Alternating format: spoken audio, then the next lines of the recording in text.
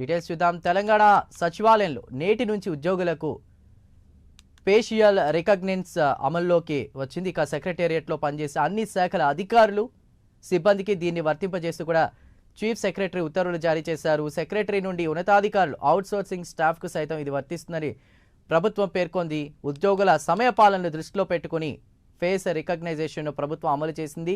ఇక విధులకు వచ్చేటప్పుడు మళ్ళీ తిరిగి వెళ్ళేటప్పుడు కూడా 2 సార్లు తప్పనిసరిగా ఫేషియల్ రికగ్నైజేషన్ అటెండెన్స్ వెయ్యాలని సీఎస్ సూచించారు.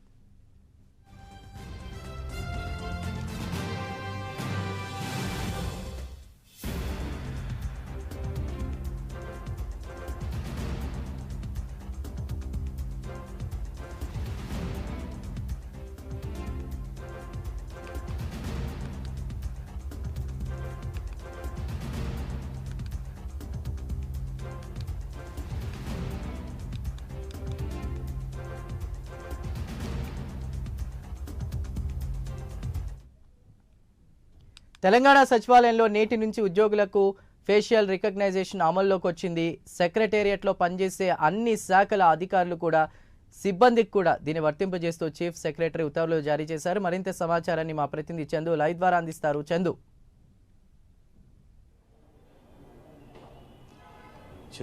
ఈ రోజు నుంచి తెలంగాణ సచివాలయంలో ఫేస్ రికగ్నిషన్ హాజరు అమల్లోకి వచ్చింది. ముఖ్యంగా రెగ్యులర్, కాంట్రాక్ట్, అవుట్సోర్సింగ్ ఉద్యోగులంతా కూడా ఖచ్చితంగా ఫేస్ రికగ్నిషన్ ద్వారానే తమ హాజరును నమోదు చేసుకోవాల్సి ఉంటుంది. ఆ దిశగా సిఎస్ శాంతికుమార్ ఇప్పటికే ఉత్తర్వులు కూడా జారీ చేశారు. ముఖ్యంగా ఉద్యోగుల సమయపాలనపైనే ప్రభుత్వం దృష్టి పెట్టింది. ఈ నేపథ్యంలో సెక్రటేరియట్లో సమయపాలన ఖచ్చితంగా ఉద్యోగులు పాటించాలని కూడా నిర్ణయం తీసుకున్న నేపథ్యంలో ఫేస్ రికగ్నిషన్ యాప్ను కూడా ఇది తీసుకొని వచ్చింది. ముఖ్యంగా చూసుకుంటే కాంగ్రెస్ పార్టీ అధికారంలోకి వచ్చిన తర్వాత సెక్రటేరియట్ ఉద్యోగుల సమయపాలనపైనే దృష్టి పెట్టారు మంత్రులు కూడా. అయితే ఇప్పటికే వివిధ శాఖలకు సంబంధించినటువంటి ఉద్యోగుల సమయపాలనపై కూడా ఆ మంత్రులు తుమ్మల నాగేశ్వరరావు, అదేవిధంగా కోమటిరెడ్డి వెంకటరెడ్డి కూడా ఆకస్మిక తనిఖీలు కూడా నిర్వహించారు. ఈ తనిఖీల్లో చాలా మంది మంత్రులు వచ్చినప్పటికీ కూడా ఉద్యోగులు ఎవరు కూడా రాకపోవడంతో సీరియస్ అయ్యారు. ఈ క్రమంలోనే ఖచ్చితంగా సమయపాలన నియమ నిబంధనలు పాటించాల్సిందే, ఖచ్చితంగా ఫేస్ రికగ్నిషన్ యాప్ పెట్టాల్సిందే అని చెప్పి కూడా మంత్రులు కోరిన నేపథ్యంలోనే సీఎస్ అయితే ఈ నిర్ణయం తీసుకున్నారు. ఎందుకంటే మధ్యాహ్నం 12 గంటలైనప్పటికీ కూడా అధికారులు ఎవరు కూడా తమ ఛాంబర్లోకి వెళ్ళకపోవడంతో